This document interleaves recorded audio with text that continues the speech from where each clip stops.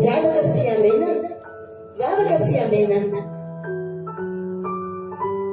fanarana arahanao eto amin'ny andramika izao sy ny akiradio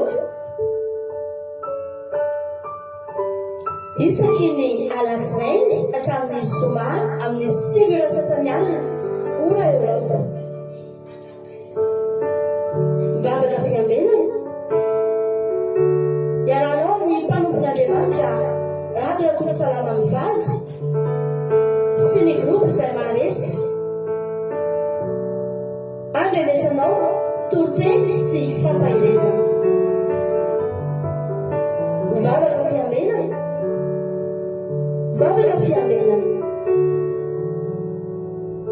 sambatra izay mbola miaino ahy ka miaro toro mandrakariva eo am-bavahady ary miandry eo amin'ny lamba-havarako ny alohan'ny fiamenana amin'ny alina ny masoko mba hisaisainako ny teninao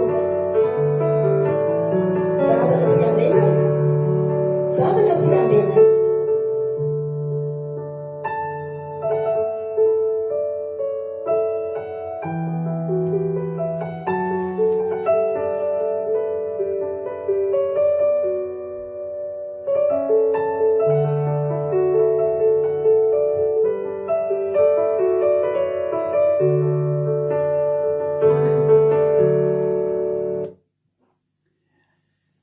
Alléluia, amin'ny fifaliana lehibe indray lasina bamalana eo antsika amin'izao fotoana izao dia falibena tenako mena aminao eto androany ao anatin'ity fandarana vavaka fimenana izay rahanao fandarana andramika izao ny akiradio ary ny mpikabinatinatiny groupe izay maharesy dia fiadanany tompany eo amintsika tsirairay avy dia matoky sy mino fa ifampihery aminao eto indray androany randrano fa tonga miaraka aminao dia tena aminao etsika sendrasendra koa natokavanao eto fa tena misy raha ilany tomponao halleluia ka dia araloto ny fotoana fahantsika mbola mifampihery eto indray androany dia faly mahitanao dia za koa mino fa faly koa Jehova mahitanao an-danitra ao maritatra amin'ny farany tsika sendrasendra mihitsy akory natokavana eto androany fa tena misy raha ilany tompo anao eto halleluia ko dia tahiny tompo tonga soa ifampiaradytsika rehefa andolotsika milohan'ny zareo manapiditry ny sasany rehetra ny mbola rindrinany dia andolotsika ivavaka ametraka ty fotoana ty ampiratann'Andriamanitra ka andao ampandrosena mbavintsika keke ao Madagasikara ao izy nitondrantsika anatin'ny vavaka fanombohana mbavi keke anao ny fitenenana.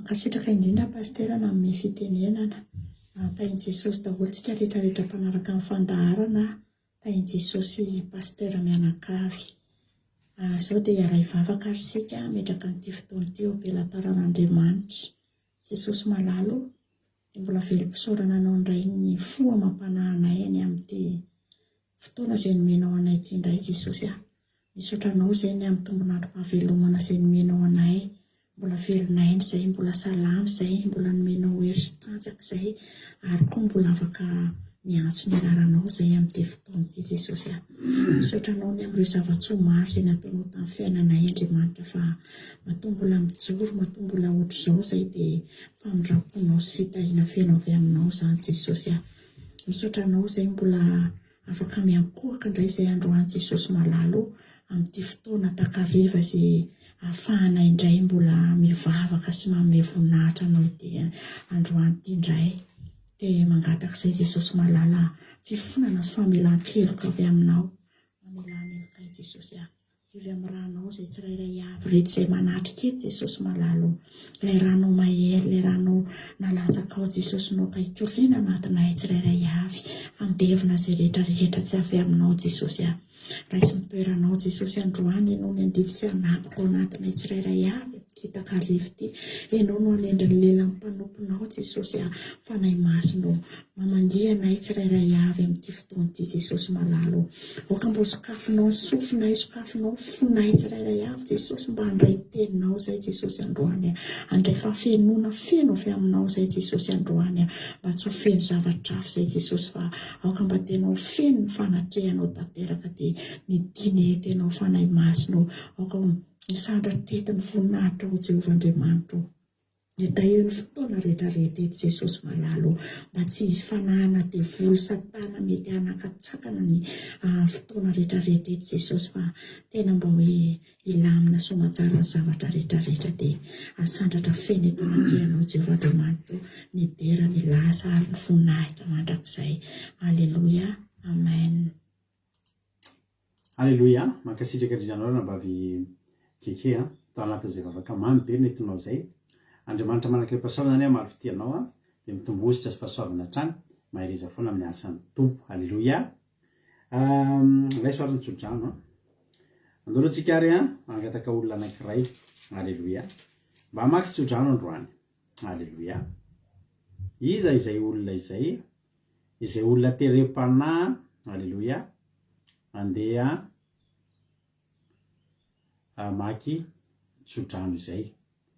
Ny tsodranotsika androany dia ao amin'ny bokin'ny ao amin'ny Salamo 7:20 andiny 7:20 hatramin'ny 7:20. Aleluia. Aleluia. Efa ao ny mpamaky teny fa laso aloha asitsika asina sary. Aleluia. Misaotra nareo amin'ny fahafoizan-tena fahafoizam-po amin'ny fanaovana asan'Andriamanitra. Zava-dehibe, ngezabe.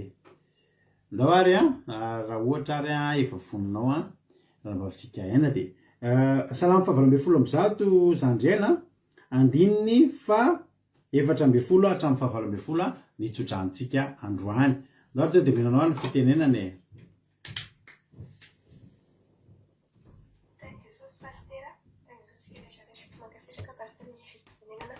Salamo 7:20 andiny 7:20 hatramin'ny 7:20 pastera. 7:20.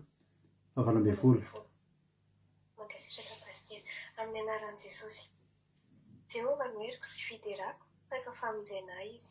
Ao andainy marina ny feo miody noho ny famonjena. Ny tanana ankavanan'i Jehova mampiseho hery. Ny tanana ankavanan'i Jehova dia misandratra. Ny tanana ankavanan'i Jehova mampiseho hery. Tsy ho faty aho fa ho velona ka hitory ny asan'i Jehova. Nofahaizan'i Jehova mafy aho nefa tsy natorona amin'ny fahafatesana. Mankasitraka indrindra pastera. Aleluia. Amen. Ianao no ankasitrahana indrindra ranam-baviaina tao anatin'izay famakina ny tsodrano izay.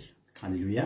Dia izay indray ny tsodrano antsika androany hoe Jehova noheriko sy nifiderako izy efa famonjena izy. Andahany marina ny feo mioby ny famonjena.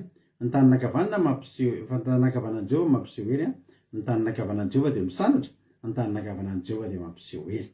Tsy ho faty aho fa ho velona ka hitory ny asan'i Jehova. Nofahaizan'i Jehova mafy nefa tsy natorony ny fahafatesana. Haleluia. Amen. Dia renahako tsodrano atolotra anareo io ny anohanako ny fijona vavolombelonako rehefa avy eo. Haleluia. Fa andoloantsika ifampiarahaba. Raiso ny tsodrano $100 Koety lovilitina France tonga soanareo. Elana Mernena France tonga soa. Kadaka Malala France tonga soa. Fianaranakoto France tonga soa. Erikaraky France tonga soa. Marina Tiana Canada tonga soa ihany koa. Asan'ny Apôstôly Madagasikara tonga soa daholo. Razana soa Sylvie Koety Kadaka Malala France. Jesosy Mpandresy Madagasikara. Razana soa Sylvie Koety. Artizana de Madagasikara France. Marina Tiana Canada. Nazura Zila Aila Koety. Natalina Marie Charline Madagasikara.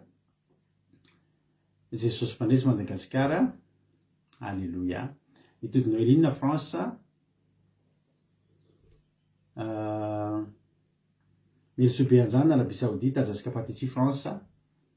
Dia tonga soa daholo toy Jesosy manakizay Allemagne Kadaka Malala France. Tonga soa daholo tsika rehetrarehetra mirian'Andre Malala Allemagne tonga soa dia samy tahin'ny tompo dia raiso ny tsodrano ho tanteraka aminareo tsirairay avy ane ny tsodrano. Alléluia. Thierry Berthelot, bienvenue. Shalom. Merci be anjany efa teneniko teo tonga soa daholo tsika rehetrarehetra. ijoro vavolombelona tsy androko zay ijoro vavolombelona androany halleloia tena tsy androko zay ijoro vavolombelona voalohany indrindra misaotra betsaka andranam-bavy mitondra ny tenin'Andriamanitra maly tenin'Andriamanitra tsika maly dia momba ny Goliata dia teneniko anareo fa tsara Jehova dia mahafinaritra manao asan'Andriamanitra ry havana malala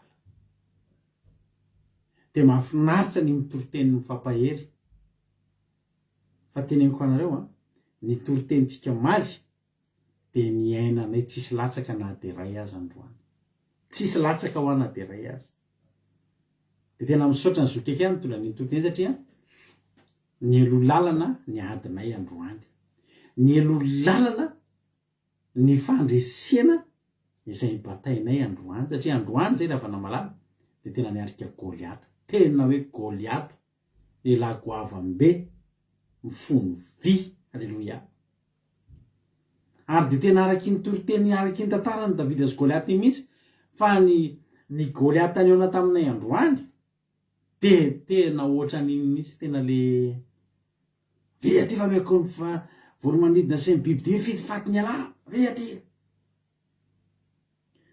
tena tsapako mihitsy le zavatra nenan'ny Davida misy kely any ao anaty eo tena mangorory kely any anao meno an'le izy tena Jehova fa tena teneniko anareo le havana fa zao ny tena marina ty problème ty zany problème efa nanomboka nitranga teo amin'ny fiainanay nanomboka tamin'ny herinandro fa le fidonany zany sisa miandrasana le fidonan'le problème zany hoe le fionana am'le problème le problème ray moa zany dia sady problème no olona olombelona fa miaraka amin'ny problème dia zao ny zavatra nataonay zany nyfadianina tamin'ny sabata ho an'ny olana io tena nyfadianina nyfadiako anina ary tena notonoloko teo anaty an'Andriamanitra mihitsy ny anarany ireo olona ireo tamin'ny sabata teo tsy ngery havana tena manan'Andriamanitra tsika afaka hitarainana satria tsy rariny nataon'ireo olona ireo fa tsika moa dia kely vovokaintsika araka ny tenin'ny Paoly nareo mahery fa zay malemy halleloia nareo mahery fa zay malemy fa zao kosa zay manan'Andriamanitra mahery nifadiako anina amin'izay tamin'ny sabata nentinay mivady ambavaka tamin'ny sabata dia zavatra tena mahafinaritra efa tokony tany amin'ny tamin'ny zoma tany io zavatra io no le zavatra io efa tranga tany amin'ny 10 andro lasa tany fa le tena fidonan'le izy tokony tany amin'ny tamin'ny zoma dia efa misaotra n'Andriamanitra aloha fa tsy nisy le izy zoma hoe entiny anay zany ny problème anao io ny aretinay sy ny sisa io ataonay izy isariana ny miditra sabata zay ihany ny anay ndao entina miditra eo amin'ny tontolon'Andriamanitra dia ho hita eo tonga aloha ny sabata afaka nifadianina ho an'izy dia efa faly efa courage anao hoe efa nifadiana hanina kosa iny Jehova efa nitononona teo anatrehanao iny Jehova dia izao tonga ny lasinainy mbola tsisy ninona ihany tonga no maly dia omaly amin'izay dia anjara mampiona ireny no nisy nitokanam-bavaka zany izy nangataka tolotsaina tamin'izao zany ampiasana izy nanao an'izay hetsika zay izy tato tokantrano tao anatin'ny vavaka taona nataony amin'izay ny tolotsaina amin'ny zavatra tokony atao petrapetraka tsara tahony aminay midona amin'izay niona tamin'ny Goliata amin'izay androany ozy nareo tena miona amin'ny Goliata amin'izay androany fa tena ohatry ny tantara iny mihitsy halleloia io amin'izay fa mifanena eo amin'ny lohasahany elahy ahoany ty Jesosy zao Jesosy efa nentina taminao ty ndao ary fanandroso tonga aloha dia nandeha vavan'ny Goliata tonga dia fampirorona tsy misy ohatry zany fa vadikolonjy anankiray halleloia tena vadikolonjy anankiray raha avana malala teny anankiray tena hoe feheza teny anankiray tena tonga dia nidaraboka tena nidaraboka raha van'ny Goliata tena hitany masonay androany nitsapainy tananay zany Davida sy Goliata zany androany fa tena hoe vadikolonjy anankiray tena teny anankiray tao anatin'ireo maro ireo no nivoaka avy taty aminay fa tena tonga dia nidaraboka tsy nitsangana itsony tena ho zay hoe Jehova ny fifalianay anao za hitanareo maivamaivana navesatra tatao an-tsaiko io ady io a navesapesatra tatao an-tsaiko io ady io nomboka tany amin'ny tamin'ny efa 10 andro zao fa androany nalevony Goliath antapahana ny lohany tena nalevony de ohatrany Egyptianina mihitsy zay hitanareo androany izy ny tena androany tsy hitanareo tsy ho mandrak'izay de tsy ho hitanay tsy ho mandrak'izay afakolan'izay io a araka le tenin'Andriamanitra teo mihitsy hoe mitanany Jehova ngeravana tananakavanany Jehova misaratra tananakavanany Jehova mampiseho hery tsy ho faty afa ho velona ka hitory ny asan'ny Jehova zany ny atongavako eto aminay eto androany no fahaiziny Jehova mafy fa tsy natory ny amin'ny fahafatesany tsara ny tompontsika ity tompontsika ngeravana malala tena nanao le izy tao mampionina ozy mampionina tena mamy be mihitsy le izy fa tena arabaky te mihitsy le zavatra eo ianao miandry ozy ianao Jehova zy ahoana ary ny ataonao Jehova fa eo ianao Jehova aleluia ozy Jehova alao anaovako azy fa tena nitaraboka ravana Goliath za hitanao io a maivamaivana ohatry ny volomborona androany tontolo ny fiainako milamina fa hitan'ny masonay Goliath any enjery tsara Jesosy aleluia zay ny afijona vavolobelonako anjaranao ndray zao ina ndray ny azonao ambara ary aloha raban'izay mbola tsy narabaiko Angèle Pagès France de Ajatsika Patitry France Kekirandrana Soly Madagasikara Razana Monique Dubai Eliane Amiarniena France Ercelina France Nena Mensu Italie Yama Koweït Souameva France Aguilera Rodriguez Arabie Saoudite Voninahitra n'Andriamanitra Ranavaviliana Halleluja fandresena miamy fitahina tena tsara tena nitaraboka wa gododa hitanay mihitsy ny angany de hitanay mihitsy ny anjerany problème tena hoe tena lehibe Jehova tsara revana mivavaka mafinaritra revana mivavaka halleluja tsy hitany tsy mivavaka aloha zany fa hitany mivavaka zany tsara ny tompontsika de ataontsika tira mafinaritra be ty ary androany atolotra mpitiavana be ary ifaly aminay nareo androany de soratiko ny témoignage nao ina nataon'Andriamanitra tamin'ny fiainanao fa ho anaovany mihoatra lavitra noho izay koa ianao raha hainao no manome voninahitra azy raha tianao zany ndao ary mino voninahitra anatin'ny tirity de mihoatra nareo ny témoignage nareo de vakiko ny témoignage nareo de avy eo hiditra amin'ny toriteny avy hatrany tsika iny tompo mino voninahitra ta avay zany ny famonjena sika ty halleluja avavy Jehova Andriamanitra halleluja vao atany tao halleluja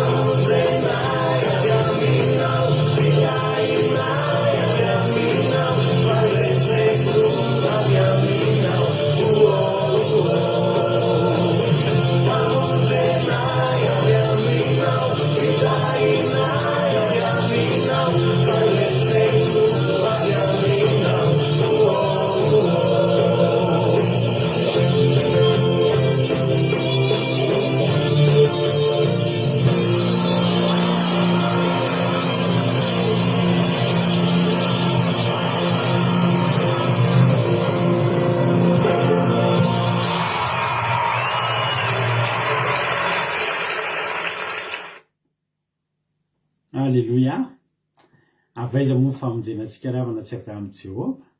Nisy fotoana Davida voadidin'ny fahavalo. Teo atapy-tendrombohitra voadidin'ny miaramila ny Saoly. Dia hoe Davida hoe avaiza moa zany ny famonjena, aiza tsy moa zany ny famonjena, ivoaka avaiza tokoa moa zany ny famonjena.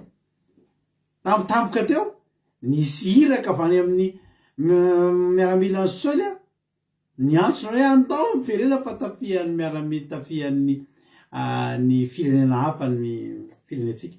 Dia rehefa andeha sambotra ny Davida tsy maintsy miverina aingana nandeha namonjy ny fanjakana dia avitra ho azy teo Davida. Zany hoe mba namonjen'Andriamanitra ny Davida dia Saoly indray naseny nisy nanafika. Tsy kely lalany Jehova io namonjy anao. Za zany mampiry anao androany. Halleluia. Rehefa Jehova ny tapa-kevitra hamonjy anao dia mamonjy anao izy. Na amin'ny fomba ahoana, na amin'ny fomba ahoana. Dia matokia an'Andriamanitra dia voninahitra izy dia manompo azy amin'ny fonao, sainao sy ny fanahinao rehetra fa tsara ny tompontsika. Halleluia. Laha maky témoignage misaotra anareo sady amin'ny fanoratana témoignage fa hitako efa maromaro izy ao. Halleluia. Misaotra trany amarina tiana sy rana bavy Suzelle amin'ny fandikanteny. Halleluia. Iza notra voalohany tato ary hoy izy rana bavy marina tiana hoe isaorana Andriamanitra fa mbola afaka manaraka fandarana na dia betsaka zavatra karakaraina zao. Isaorana koa izy nanome fahasalamana sy hery ary mandrotsaka ny fanahy masina amin'ny rehetra tao. Tsara Jehova. Halleluia. Mankasitraka. Hoy izy rana miarana dia Jehova fa ny amin'ny valim-bavaka fa ny zavatra ny karakaraina zay efa andro maromaro dia mivaly izy androany. Halleluia. Tsara Jesosy. Halleluia. Arabaina. Hoy izy raha latojo hoe ny tontolo anako androany dia isaorako an'i Jesosy fa ny zavatra rehefa ela nandrasako zay dia tonga androany dia faly be nahazo azy. Dia nankoa Jesosy niaro sinomba ary nanome sakafo zaza ho any menakavy kely. Halleluia. Ary samy niandry zavatra taona zany dia tonga androany daholo. Andro malaza zany androany. Halleluia. Mahafinaritra. Misaotra raha latojo. Hoy izy indray rana bavirika. Halleluia. Dia Jesosy fa mbola nomeny hery sy tanjaka sy fahasalamana izay menakavy kely sady nalamina avokoa ny asamandra rehetra ary narovany tamin'ny ratsy rehetra izay dia ilay zanakely nanao voyage de Jésus tonga somatsarany amin'ny toerana alehany. Halleluia. Amen. Tsara Jesosy. Mankasitraka ranambavy Erika.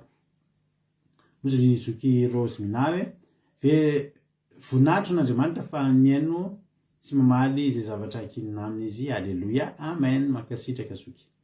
Ozy Kodanela hoe ranambavy Kodanela voninahitro n'Andriamanitra zany fa mbola tonga hatrany somatsara sady feno fiarovany tompo hatrany dia voninahitra ho azy rery ihany. Halleluia. Amen. Halleluia. Tsara Jesosy. Mankasitraka anao ranambavy Kodanela.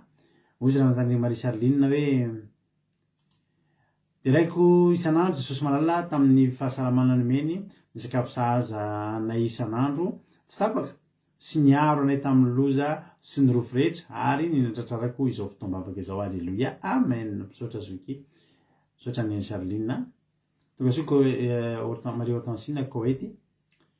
Ahoana izy ranambavy Someva dia nana Jesosy malala fa vita somatsara ny journée nahazo fahasalamana hatrany mbola tapahoana somatsara izay menakavy atao tokantrano sy nahiva voaratsy mbola velona somatsara isika menakavy tonga eto tsaranao Jehova ray malala tompony sabata. Halleluia. Amen. Halleluia. Misaotra ranambavy Someva isika.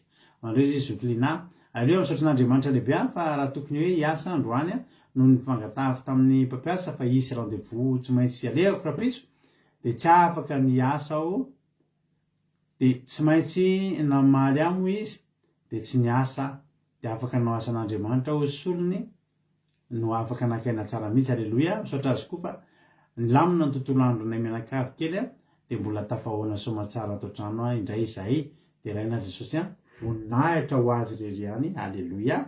Amen. Halleluia. Mankasitraka ny Zoklina. Ahoana izy Zokberta ny tontolo andro menakavy misaotra n'Andriamanitra fa nilamina nandray fahasoavana mahafinaritra dia raina Jesosy malala ho azy voninahitra mainina. Misaotra Zokberta. Ozy Vina Rodriguez hoe halleluia. Dia raina Jesosy fa mbola velonay hatrany nahatratra afaka naraka vavaka fiambelona. Misaotra azy koa fa nomeny ny sahaza ho azy rery ny voninahitra. Halleluia. Amen. Mankasitraka ny zoky Aingonirina. Alors, la Thierry, ma journée s'est très bien passée. Merci beaucoup Jésus pour toutes ces pour toutes ces journées avec toi. Alléluia. Amen. Merci. Frère Thierry. Lantirina botina vao. Madagasikara tonga soiany koa.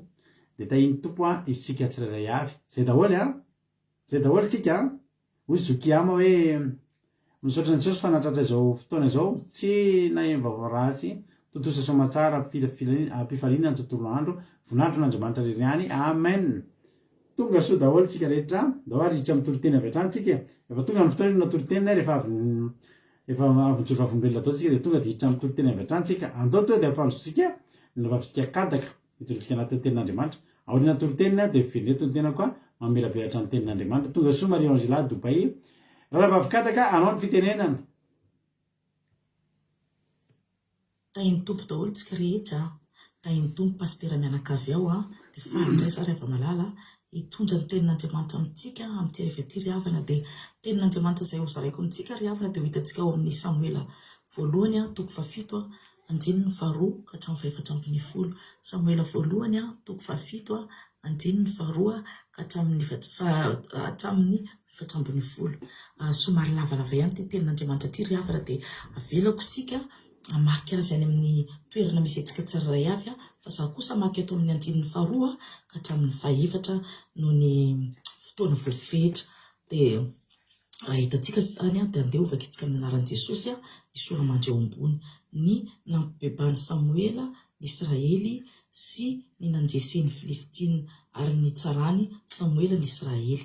Ary hatramin'izany andro izany dia nitoetra ela tany Kiriata Jearima ny fiaran'i Jehova dia 20 taona ary ny taranak'Israely rehetra nalahelo an'i Jehova. Ary hoy Samuela tamin'ny taranaky ny Israely rehetra, raha miverina amin'ny Jehova amin'ny fonareo rehetra tokoa ary ianareo dia areo hiala aminareo ny andiaman-kafa sy ireo astarata ka ampiomany ny fonareo ho an'i Jehova ary aoka izay izy ihany no ho tompoinareo dia hamonjy anareo amin'ny tanan'ny Filistina izy dia nanary ireo Bala sy Astarata ny zanak'Israely ka nanompo an'i Jehova irery ihany. Amen. Zany tenin'Andriamanitra zany indray riavana no ifampizarantsika amin'ny ifampaherezantsika amin'ity hariva ity riavana. Ny lohateny izay omentsika nyity toriteny ity ny riavana dia niverena ny zanak'Israely eo amin'Andriamanitra. Amen. Eto tsika riavana dia mahita zavatra nitranga tamin'ny andron'ny Samuela mpitsara. Zany hoe Samuela zany dia nisan'ny farany mpisara izy tamin'ny Israely ny alohany nahazoan'izy ireo mpanjaka dia Saoly no mpanjaka voalohany tao aorian'i Samuela. Ity vanim-potoana ity riavana dia ity vanim-potoana ny mpisara ity dia vanim-potoana teo amin'ny 300 taona eo izy ity. Zany hoe tao aorian'i Joshua manjam-pahatonga teo amin'ny Saoly mpanjaka. Tao anatin'izany fotoana zany riavana dia tsy nisy mpanjaka zany ny Israely fa ny mpitsara no nitondra azy ireo. Ny mpitsara manko riavana dia tahaka ny olo-mpitaritolona isan'ny tanàna. Anisan'ny be dia be ny mpitsara, anisan'izany zao hoe Gideon, Samson, Debora, tanatin'izany Samuela. Dia tsy vanim-potoana ty riavana dia tafalatsaka ny Israely rehefa niditra tao tany Kanana mantsy izy ireo dia zao rehefa maty Joshua dia samy variana tamin'ny nataony tany aby dia ny tena loza riavana malala dia lasa nanompo sampy ny zanak'Israely. Dia tena hoe natanjaka ny fahavalo dia anisan'izany riavana malala sady nataony ireo Filistina babo izy ireo zany moa dia hitantsika ao amin'ny andininy 4 riavana dia sady tsy vitan'izany hoe nataony babo izy ireo fa resy koa fa nataony babo koa ny fiaran'i Jehova. Ty fiaran'i Jehova ty manko riavana malala dia tsy inona izy ity fa zany hoe tao ny Andriamanitra ny Israely no nipetraka. Zany hoe ny fanetrehan'Andriamanitra misy zany io fiara ny zanak'Israely io dia tao misiny ny fisian'Andriamanitra. Zany hoe tena atao ny sy ny didy folo ny teny vavolombelona amin'ny Jehova. Dia rehefa resy ny Filistina riavana ny Israely dia nalain'izy ireo ty fiara ty fiaran'i Jehova. Ka rehefa lasa tany amin'ny zareo tany ty fiaran'i Jehova ty, dia nisy aretina nanjingana tany amin'ny Filistina, dia hozy zareo hoe tena zavatra ty misy no tsy mety satria ato ny Andriamanitra n'Israely mipetraka, dia satria ty fiaran'Andriamanitra n'Israely. Dia tonga saina zareo ry havana ny fampitanitena zareo aleo ahoana ataontsika ty fa dao terina averina any amin'ny zanak'Israely. Dia naveriny zareo tany amin'ny zanak'Israely ry havana, fa tsy say kory zareo ry havana malala fa naka omby sarety zareo dia napetraka anjareo teo foana le fiara, dia nanao karazana fanatitra zareo dia nalefa ny fosiny amin'izao le omby sarety ry havana. Dia rehefa nalefa ny Filistina indray ny omby sarety ry hava malala, dia iny dia tonga tany amin'ny tanàna anankiray indray omby sarety io dia tanàna kely anankiray izay atao hoe Semisita. Rehefa tonga tany indray ty hita kalesy fiaran'Andriamanitra ty ry hava malala, dia nanovanjareo sorona indray, nanovan'ireo olona reo sorona indray sy fanatitra ilay fiaran'Andriamanitra. Dia sady nitsikitsikolovin zareo tao anatin'ilay fiaran'i Jehova, dia atezitra Andriamanitra ry havana. Dia naripaka n'Andriamanitra indray ny olona tao amin'io tanàna io, izany hoe teo amin'ny manalina ny teo indray ny maty. Dia rehefa hitanjareo indray izany fa avy amin'io no natonga n'izany, dia nanapa-kevitra koa zareo ry havana na nandefa an'io fiaran'i Jehova io. Naveriny tany amin'ny Israely indray ry havana malala. Dia teto eto ry hava malala dia Eliezara no ambara eto ao amin'ny 7 koa, dia izy no niazona sy nitana io fiara io nandritry nitanjana io fiara io nandritry ny 20 taona tany Kiriata Jearim, nandritry ny 20 taona ny fiaran'i Jehova. Dia teto ry havana dia natsiaro nalahelo ny zanak'Israely, nalahelo an'Andriamanitra ny zanak'Israely satria natsiaro hoe lavitra an'Andriamanitra izy satria tsy eo ny fiara ny Jehova. Dia hitan'ny Samuela zany rehetra zany ry hava malala, dia hoy Samuela tamin'izy ireo hoe te hiverina amin'Andriamanitra ianareo, dia zao ary io daholo io andriamanikafa izay ivavahanareo io dia ataovy tena hoe amin'ny fonareo misy hitadiavanareo an'i Jehova. Dia nanaiky ry havana ny zanak'Israely, dia narianjareo ny sapy izay nataonjareo ry hava malala. Dia hitantsika koa moa izany atao amin'ny anjenin'ny 4, dia nanary ny Bala sy Astarata ny zanaky ny Israely ka nanompon'i Jehova reriana. Dia rehefa avy eo ry hava malala dia niteny indray Samuela hoe mivoria niteny tamin'ny zanak'Israely izy hoe andeha hivory any amin'ny toerana atao hoe Mispa. Io Mispa io moa ry hava malala dia toerana fivorian'ny zanak'Israely foana izy ireo. Dia rehefa nivory tany zany ireo zanak'Israely ireo fa andeha hivavaka ho anareo ozy Samuela. Dia tena Samuela misy ry hava malala nivavaka teto, tena nivavaka Samuela, tena nangataka tamin'Andriamanitra izy, ary tena nanjaraka rano misy izy, ohatrany hoe tena hoe tsy ohatra moa zany fa tena nandasaka rano izy zany hoe tena hoe nidioviny amin'ny alalan'ny rano io ny fahotana izay nataon'izy ireo rehetra. Dia eny ny Filistiana indray zany ry hava malala hoe rehefa nivory tany Mispa reto zanak'Israely reto dia tonga indray ny Filistiana andeha hanafika ny zanak'Israely ry havana. Dia teto amin'izay ny zanak'Israely tena natahotra izy, dia niteny tamin'ny Samuela hoe aza mitsatra mivavaka ao anay ao amin'ny Andriamanitsika fa ho avy hanafika ny Filistina. Dia teo indray Samuela ry havana naka zanak'onjy kely izy, zanak'onjy mbola minono, dia nandeha hanao fanatitra. Dia mbola mpanaovana fanatitra ny Samuela ry hava malala, tonga reto Filistina reto hanafika. Dia teo ry hava malala Andriamanitra ny hainao ny Samuela, dia tena nandefa orana, nandefa kotsokorana izy, ary tena hoe nifampisaritaka teo ny Filistiana ry havana, dia resy teo. Izany moa dia hitantsika ato amin'ny tenin'Andriamanitra daholo izany Dia rehefa resy ny Filistina ry havana dia nanangana tsangam-bato izay atao hoe Ebenezera ny anaran'ilay sangam-bato. Izany hoe io sangam-bato io zany manamarika fa naharesy ny zanak'Israely. Ny haino azy ireo Andriamanitra tena resy ny Filistina.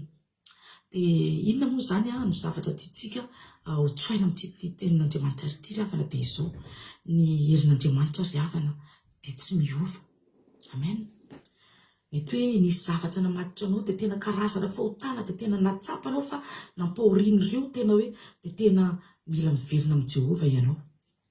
Fa zao arioa ny sampinao izay teto ry Samuel ry havana dia niteny tamin'ireo zanaky n'Israely rehetra hoe te hiverina amin'Andriamanitra ianao anareo dia arioa ny sampinareo.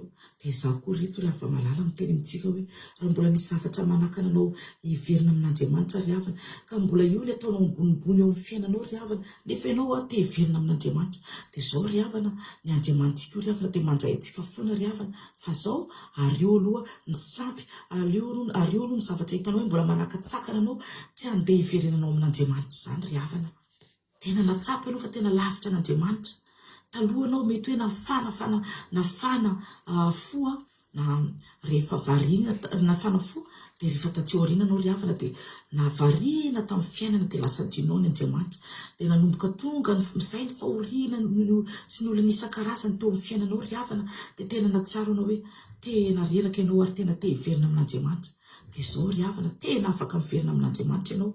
Fa ireo avokoa ny sampy rehetra mety izay mbola hitanao hoe mety zavatra hafa zany sampintsika zany, ohatra hoe tsy haiko mety sampy resaka vola, mety hoe sampy tsy haiko ry havana maro isan-karazana. Fa zao meteza ianao miverina amin'Andriamanitra ry havana fa ario zany rehetrarehetra izay nataonao ambonimbonin'Andriamanitra teo amin'ny fiainanao zany nefa tsy mety teo amin'ny fiainanao izany fa natsapa ianao hoe hafa ihany ny Andriamanitsika. Ohatran'ireto zanak'Israely reto ry havana lavitra ny fiaran'i Jehova zareo satria tao amin'io fiaran'i Jehova io ry havana tao ny fisehoan'i Jehova, tao ny fanetihan'i Jehova dia miaro ny zareo ka rehefa resy zareo dia tena rehefa nialan zareo sy ny fiaran'Andriamanitra ty ry havana dia tena natsiaro very zareo, tena hoe tsy nanan'Andriamanitra zareo fa nanan'Andriamanitra fa nefa tena hoe tsy nety teo amin'ny fiainan-jareo zany dia tena hoe tonga saina reto zanak'Israely reto hoe tena lavitra nalailo an'Andriamanitra izy ireo ka manaovany zany koa tsika ry havana.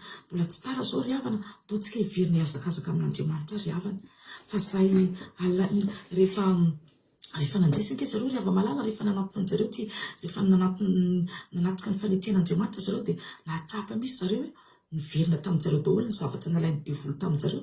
Dia zany koa tsika ry havana ny zavatra mampijalianao io averin'Andriamanitra aminao, ny fijaliana izay nampijalianao averin'Andriamanitra aminao, ny fahoriana ny fiadanana izay nalainy devoly taminao io averin'Andriamanitra aminao io. Amen. Ka eto ry hava malala dia aza variana ry havana efa kaiky dia kaiky izao fotoanantsika zao dao tsika hivavaka ohatran'ny Samuela tena hivavaka amin'ny foditsika misy sika dia tena njain'Andriamanitra tsika ry havana dia andao tsika hitarika an'ireo fianakaviantsika ireo ry hava malala hoe tena nampitan'Andriamanitra satria efa tena mandalo efa tena hoe mandalo izao fiainantsika zao ry havana. Ary io ny zavatra mamatitra anao io ry havana izay tena hoe mampahory anao io ry havana dia miverena amin'ny Jehova ry havana. Zaho manokana ry havana rehefa nandeha tany Madagasikara dia tena nahita tena mbola maro ny rovan'ny olona rehetra ry havana malala. Rehefa nanaovako ny tany zany ry hava malala dia tena mbola nahita olona maro tena mbola variana amin'izao fiainana izao tontolo izao, tena mbola manao ny ataony dia tena mampalahelo ry havana satria io firenenantsika io ry havana dia tena mbola anatiny hoe filomaniana amin'ny fanompoana sampy ry havana.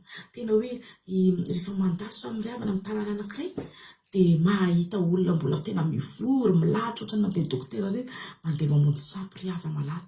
Mandeha namoron-dranomasina koa ianao ry havana ny maraina maka rivotra kely dia inona ny hitanao dia feny olona mandeha mandio tena hoe manala ny tromba ry havana malala. Zany mahatonga io firenenantsika io tena mbola mila vavaka ary tena mbola anatin'izao fiainana izao tontolo izao nefa tena mila manary ny sampy. Ka zao ry havana raha mbola manana havana sika ry havana tsika eto ary nareo izay mbola mahenitra tenin'Andriamanitra ity ry havana ka sendra mijery hoe mihenitra tenin'Andriamanitra ity dia izao raha mbola anatin'ny sampy ianao ry havana dia ario io satria tena mbola tsy mamangy antsika Andriamanitra ry hava malala na dia vavaka manao akory ianao raha tsy hitovy amin'ireto zanak'Israely reto tena mifony ary tena nanary ireo sampy ireo ry havana dia tena hoe tsy ho tonga amintsika misy ny ry hava malala ny fanetrehan'Andriamanitra. ka zao ry havana ary io sampo izay mbola mamatitra antsika io dao tsika hivavaka an'io firenenantsika io dao tsika hivavaka an'io havantsika io ry havana dia manantonan'Andriamanitra ry havana.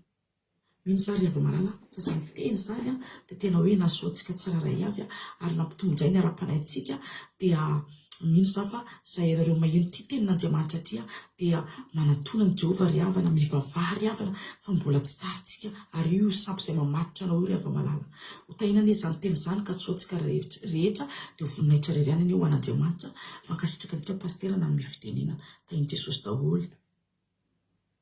Alleluia. Mankasitraka ny nanao ranabavy kadaka amin'ny toriteny nafinaritra be. Andriamanitra manakipasana hoe marofitianao mitombositra sy fahasoavana trano mahaiza fanao ny asa mitombo. Mila olona roa tsika ary volontaire amaky tenin'Andriamanitra. Lavalava ny tenin'Andriamanitra hovakiana zay mahatonga antsika olona roa satria hovakintsika hatramin'ny farany io teny io mba azahoantsika tsara an'ilay tantara. Samuela voalohany toko 7 andininy faharoa ka hatramin'ny fahafito ambin'ny folo no vakintsika. Ka ny olona iantso voalohany, alleluia, dia manomboka amin'ny andininy faharoa ka hatramin'ny fahasivy no vakiana, dia ny olona miantso faharoa indray manomboka amin'ny andininy fahafolo ka hatramin'ny fahafito ambin'ny folo no hovakiany. Alleluia, mila olona roa ary tsika iantso avy hatrany volontaire iantso anao amaky tenin'Andriamanitra. Alleluia. Tsika piditra olona voalohany soloa. Alleluia. Tahin Jesosy aloha raha latojo dia fiadanana tompany ho aminao sy ny ankohonanao. Ny tenin'Andriamanitra hovakianao raha misaotra sahady amin'ny fandraisana anjara dia Samuela voalohany toko fahafito Samuela voalohany toko fahafito andininy faharoa ka hatramin'ny fahasivy no vakian-drala tojo omenanao ary fitenenana. Ia tsy mampiasaka pasterana amin'ny fitenenana kely fetipetika posany faharoa ka hatramin'ny fahasivy. Samuela voalohany toko fahafito andininy faharoa ka hatramin'ny fahasivy. Enary vakitsika ny soromandry aloha amin'ny anaran'i Jesosy hoe ny nampibebahan'i Samuela ny Israely sy ny nandreseny ny Filistina ary ny tsarany Samuela ny Israely. Dia ny faharoa amin'ny anaran'i Jesosy. Ary hatramin'izany andro izany dia nitoetra ela tany Kiriata Jearima ny fiaran'ny Jehovah dia 20 taona. Ary ny taranak'Israely rehetra nalahelo an'i Jehovah. Aloha Samuela tamin'ny taranak'Israely rehetra raha miverina amin'i Jehovah mifonareo rehetra tokoa ary ianareo dia ario hiala aminareo ny andriamanin-kafa sy ireo Astarta ka ampiomany ny fonareo ho an'i Jehovah ary aoka izy ihany no hotopoinareo dia hamonjy anareo amin'ny tanàna Filistina izy dia nanary ireo Bala sy Astarta ny zanak'Israely ka nanompo an'i Jehovah irery ihany. Ary hoy Samuela, vory ny Israely rehetra ho an'i Mispa dia hivavaka amin'i Jehovah ho anareo ao. Dia nivory tany Mispa izy ary nanovo rano ka nandraraka izany teo anatrehan'i Jehovah. Sady nivady hanina tamin'izany andro izany izy ka nanao hoe efa nanota tamin'i Jehovah isika. Ary Samuela nitsara ny zanak'Israely tany Mispa. Ary rehefa reny Filistina fa efa vory tany Mispa ny zanak'Israely dia niakatra miely azy eo andrinan'ny Filistina. Ary noho nandray izany ny zanak'Israely dia raiki tahotra izy noho ny Filistina. Dia hoy ny zanak'Israely tamin'ny Samuela, asa mitsahatra mitaraina amin'i Jehovah Andriamanitsika ho anay ianao mba hamonjenanay amin'ny tanan'ny Filistina. Dia naka zanak'ondry mbola minono Samuela ka nanatitra azy ho fanatitra dorana ho an'i Jehovah dia nitaraina tamin'i Jehovah ho an'ny Israely Samuela ary nihaino azy Jehovah. Alleluia. Amen. Alleluia. Mankasitraka indrindra any raha latotsika tao anatin'izay tenin'Andriamanitra zay. Iandro ny olona faharoa indray ary tsika amaky ny andininy fahafolo ka hatramin'ny fahafito ambin'ny folo. Alleluia. Alléluia.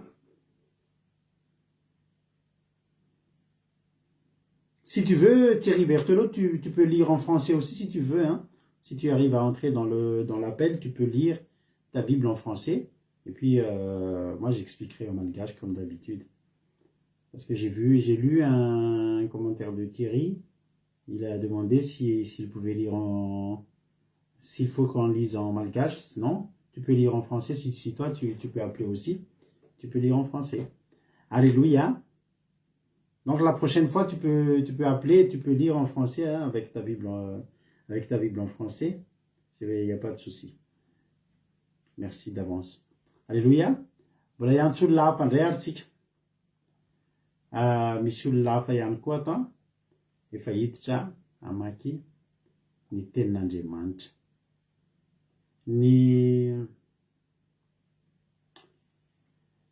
Zao indray ary Ranabavilovlia dia hamaky ny 10 hatramin'ny 17 am'le Samuela voalohany toko 7 teo ka ny 10 ka hatramin'ny 17 no vakinao. Tainy Jesosy Ranabavilovlia, anao ny fitenenana. Alleluia, mankasitraka indrindra pastera na amin'ilay fitenenana dia ovakitsika raha ny amin'ny Samuela voalohany toko 7 ka hatramin'ny 17 izay mivako toy izao ny anaran'i Jesosy manao hoe ary raha mbola nanatitra ny fanatitra dorana Samuela dia nanatitra ny Filistina hiady amin'ny Israely, fa Jehovah nampikotrokorana mafy tamin'ny Filistina tamin'izany andro izany ka nampifanaritak azy dia resy teo alohan'ny Israely izy. Ary ny lehilahy amin'ny Israely niala tany Mispa dia nanenjika ny Filistina ka namely azy mandrapahatongany teo ambanin'ny Betikara. Ary Samuela nakavato ka nanorona azy teo anelanelan'ny Mispa sy Sena ary ny anarany nataony hoe Ebenezer. Fa hoy izy, efa nivonjen'i Jehovah isika hatramin'izao. Dia resy ny Filistina ka tsy tafiditra teo anatin'ny faritanin'ny Israely intsony ary ny tanan'i Jehovah namely ny Filistina tamin'ny androny rehetra ny ainan'i Samuel. Ary ny tanàna izay efa nalain'ny Filistina tamin'ny Israely dia azon'ny Israely indray hatrany Ekrona ka hatrany Gata, ary ny faritanin'ireo dia nalain'ny Israely tamin'ny tanan'ny Filistina koa. Ary niavana ny Israely sy ny Amorita, ary Samuela nitsara ny Israely tamin'ny androny rehetra ny ainany. Ary nandeha isaataona izy nitety any Betela sy Gilgal ary Mispa ka nitsara ny Israely teo amin'ireo tanàna rehetra ireo. Dia niverina ho an'ny Rama indray izy fa tao ny tranony ary nitsara ny Israely tao izy sady nanorona ny alitara tao ho an'i Jehovah. Alleluia. Amen. Alléluia be sady mahafinaritra be mivaky teninareo misosasosa tsara ohatran'ny renoranony Facebook. Alléluia. Sisy manakatsaka mahafinaritra be dia misaotra ny Ranabavy Lovlia sy rahalatontsika tamin'ny vaky teny mahatsara mariana amintsika fa ny vaky teny ny asan'Andriamanitra ilay ataontsika ireny na mizara fahatsapana na mamaky teny dia misokatra ho an'ny rehetrarehetra. Raha mba tianao zany mba handray anjara dia mba ataovy amianao za raha dakira teo zany ny amo zany efa ato tsoera dia afa tsy afaka handray amitsony efa votafakatra 5,000 nisany amiako dikan'izany tsy afaka handray amitsony fa afaka tsonao eo azo tsona foana na tsy amiako ary ianao dia afaka mandray anjara foana isika rehetrarehetra. Alleluia. Ny fandarana andramoka izao koa amin'ity taona ity isa-taona moa tsika dia misy eo amin'ny 2 volana eo mitsahatra ny fandarana.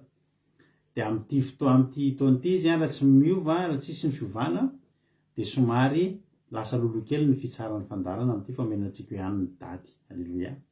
Ndika zany mandraisa anjara foana dia mbola afaka ianao. Alleluia. Mahafinaritra be ity tantara ity.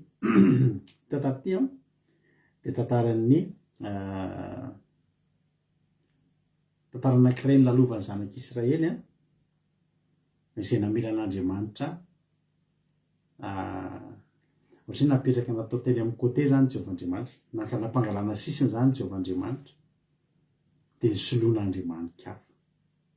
Zao ilay zavatra nitranga soramany dia nampibahany Samuela n'Israely sy nandresen'ny Filistina ary nitsarany Samuela n'Israely. Andininy faharoa hatramin'izany andro zany dia nitoetra ela tany Kiriata Jearima ny fiaran'i Jehovah dia 20 taona. Inona dika zany 20 taona zany nampirima ny fiaran'i Jehovah. Ina moa ny fiaran'i Jehovah?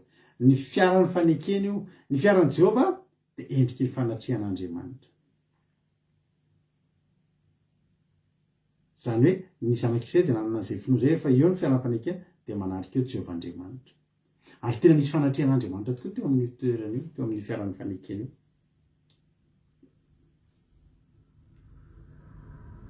Ny toetra ela tany Kiriata Jearima. Zany ohatry hoe nampirimo nandritry ny 20 taona naprimy ny zanak'Israely Jehova. Nandritry ny 20 taona koa Jehova tsy niteny. Jehova nge rehefa aprimy dia tsy miteny. Jehova nge rehefa tsy resahana dia tsy miteny. Jehova nge rehefa vela am'izao dia hany koa izy. Alleluia. Dia raisinao nge reha aminy hoe 20 taona tsy niteny tamin'ny zanak'Israely Jehova. Mora zany sasarotra. Manahoana ny fahatsapanao an'izany hoe 20 taona Jehova tsy resaka aminao zany. 20 taona ianao tsy mahazo révélation. 20 taona ianao tsy toritory fo. 20 taona ianao tsy matsiaro an'izany fahasoavana zany. Mivavaka fotsiny ianao fa tsy ninona renao. Inona ny zavatra andraka? Ary ny taranak'Israely rehetra nalahelo an' Jehova. Iza ny tsy alahelo an' Jehova raha zatra miaraka aminy. Hoy ny ten'Andriamanitra hoe za fombola kely dia efa zatra miaraka aminao. Raha olona zatra miaraka amin'ny Jehova zany no tsy mahita an' Jehova sy tsy mahareny feo any 20 taona tsy maintsy malahelo. Raha olona tsy alahelo amin'izany efa tsy izy tsony. Ny taranak'Israely rehetra nalahelo an' Jehova. 20 taona. Ianao zao 5 taona. 5 taona zao Jehova tsy niteny taminao tsony. Misaotra an'Andriamanitra tsy manana an'izao sehatra izao. Alleluia. Satria tsara fantatrao fa isaky ny toriteny mivoaka eto Jehova miteny amintsika rehetrarehetra. Omaly zao araka nytsojoroako avimela taminareo teo. Omaly zao zahako no mitoriteny fa tena ho anahy 100% ny toriteny tena hoe ho anahy ohatriny hoe tena vitamine nomena na manokana mihitsy atrehako ny androany. Tsara nge raha sambatra nge tsika raha manana an'izao sehatra zao manana an'izao fandarana kely tsika zao ahafahantsika mihaino feo an' Jehova. Fa tamin'izany 20 taona nijanona tany Kiriata Jearima ny fiaran' Jehova tsy niteny tsony Jehova 20 taona. Dia nalahelo ny zanak'Israely dia fantatry Samuel zany. Misy Samuel hoe raha heverina amin'ny Jehova ny fonareo rehetra nareo dia ario hiala aminareo dia manikafa-tsy ireo Astarte. Dia ampimany ny fonareo any Jehova koa. Izy ihany no tomponareo sy hamonjy anareo amin'ny tanàn'ny Filistiny. Dia nanary ireo Bala sy Astarte ny zanak'Israely ka nanompo an'i Jehova irery ihany. Alleluia. Zao mantsy ny tena eo ihany le alahelo. Fa ny tena vao hoe mampitombo ny alahelo ho avy indray ny Filistiny. Zao nge reha avana malala ny tsy mivavaka angeo tsy maninona rehefa mbola mety ny atao. Tsy maninona. Tsy tereny ianao hivavaka. Zay eto amin'ny fandanan-dramaka izao tsy mba manery olona mivavaka zany. Aleonao teren'ny Filistiny rehefa tsy hivavaka fa zay tsy manery ianao amin'izany. Le tsy mivavaka zany tsy maninona. Fa problème vao ampavesatra mihitsy fivavahana io rehefa ho avy ny Filistiny. Ny problème, ny olana, ny alahelo, ny ratra-po, fanenjehana, ny zetrarehetra, ny vidim-piainana lafo. Zay nge tena ilana an'izy. Alleluia. Voatifitra teo amin'le lavaka kely mihitsy Goliath androany anay aloha. Alleluia. Zao ny tena natonga ny zanak'Israely tafalavitra an'Andriamanitra. Aika ny zanak'Israely rehefa nanana Bala sy Astarte daholo tany atokantranony tany. Fantatry Samuel nge zany. Aika reto zanak'Israely malelo an' Jehova reto. Jehova koa tsy manatony ao satria maninona? Ianao raha mbola manana Bala sy Astarte zany anao aza mieritreritra famangin'Andriamanitra zany. Nisy olona zay délivrena. Mafy be mihitsy nanao délivrance an'izay olona zay. Dia afaka kely izy. Dia tena zava-mahagaga rehefa afaka izy rehefa délivré. Dia izay olona nanao délivrance rehetra ohatra manofo ratsy, manofo bibilava, manofo voakendakenda. Inona zava-mitranga? Le olona délivreny ity. Délivrena fotsiny fa mbola manompo sampy. Tandremo aminareo, vavakireo. Efa manomboka miditra lalinareo. Ka mbola mitazotazona sampy ny tokantranonareo. Fa tsy tafavoaka amin'ny fivavahana zany ianao. Na ifahadian'ny efa 10 andro ianao fa sampy mbola ao aminao dia alahelo an' Jehova foana ihany ianao ary Jehova tsy hamangy anao zany. Fa zao, arino sampy. Ny sampy rehetrarehetra, ny endritsy ny sampy rehetra. Ario. Rehefa zavatra hitokiny ny fona mihoatra an'Andriamanitra dia asory. Alleluia. Jerena keko. Aika ny tazona Bala sy Astarte tany atokantranony daholo ny olona. Hoy izy Samuel. Ary io reny dia ampimany ny fonareo ho an'i Jehova. Ampimany ny fo zany io koa zany araka ny teko taminareo maly ny miverina amin'ny Jehovah zany tsy mora. Io zany tsy nanompo sampy anao 20 taona de tsy ary io reny avitra reny Jehovah aleluia tonga azafady tsy mora koa zany miomana mihitsy ianao amerina any Jehovah. Zany ny mahasaratsy ny ty miverin-dalana ty. Angarako raha isa-tanana sy roa isa-pokony ianao izy ny tenin'Andriamanitra. Dikan'izany raha olona ray tanàna miverin-dalana ray no tafaverina. Raha olona foko anankiray no miverin-dalana roa no tafaverina. Tsy zay tafaverin-dalana ka tafaverina amin'ny Jehovah zany. Tadidio zay teny. De aza manandrana miala amin'ny Jehovah sao de mba hainao isan'le tsy ho tafaverina tsony. Za tena mahita rahalahy tena nirehatra tamin'ny fivavahana zay tamin'ny fiara-indriamandeha tamin'ny Jehovah tsy tafamandraky tiany androany. Ngambe 20 taona tsy tafaverina amin'Andriamanitra. Loza nge zany ramana. Zao ary nanano balasy starta ny zanak'Israely fa tsy ampy zany. Ianao rehefa manalavitra ny Jehovah 20 taona tsy mifanarino balasy starta androany do tafiditra anatin'ny vava tafiditra be zany ianao tsy marina zany. Mila fiomana. Jehovah nge ravana mba manana ny ampony nge Jehovah io nga io verinao le hoe ilaina de avidy rehefa tsy ilaina de andana de afikely aloha fa ilay kely manana ny ampony io inona zavatra mitranga efa nanary balasy start reo de nanompo an Jehovah rery any zafady toko andiny fadimy de hoy Samuel voriny Israely reo any Mispa de vavaka amin'ny Jehovah ho anareo mbola mila entina mbavaka ianao mbola mila fitondrana mbavaka ianao vao tafaverina ary nga vita zany any de vory tamy Mispa izy ary nanovy rano ka nandraraka zany toenatrehany Jehovah sady nifady anina tamin'izany andro zany izy ka hoe efa nameta tamin'ny Jehovah isika. Inona ny hevitra zany? Naka rano nanovy rano manovy rano zany tsy mora manovy rano aloha de rehefa azo reny rano de atao inona de araraka eo anatrehany Jehovah. Inona ny endrika zany? Ny endrika zany de zao rehefa manompo sampy ny olona miala amin'Andriamanitra tena mila manovy mihitsy manovy voety tena mangady mihitsy mandavaka lavadrano mihitsy mikatsaka ny Jehovah. Ary rehefa azo io le rano ariny io de endriky ny ranomaso io. Halleluia. Sady mivavaka fifadikanina amin'ny fotorotoro de araraka mihitsy ny ranomaso. Endrika ranomaso io endrika fotorotoro ny rano araraka io.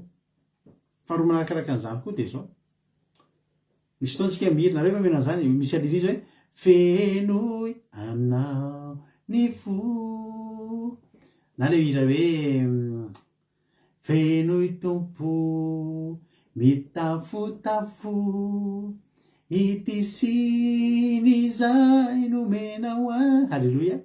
Mba tiako atao zay izy rehefa halleluia. Inona moa zany Andriamanitra tsy afaka meno sy ny efa feno zany fa ny ofenona androany de le tsy misy. Zao nge ravana malala tsika rehefa manompo an'Andriamanitra de feno an'Andriamanitra, rehefa manompo bala de feno bala, rehefa manompo astarta de feno sastarta. Inona le siny? Isika le siny. Inona ndray zany le izy rehefa iverina amin'ny Jehovah de andao desargena mihitsy aloha ndao tena vitena tanteraka mihitsy aloha tsisy ambona bala tsisy ambona starta tsony atao amitsika. Raha izay ny ataotsika tafiditsy Jehovah. Halleluia.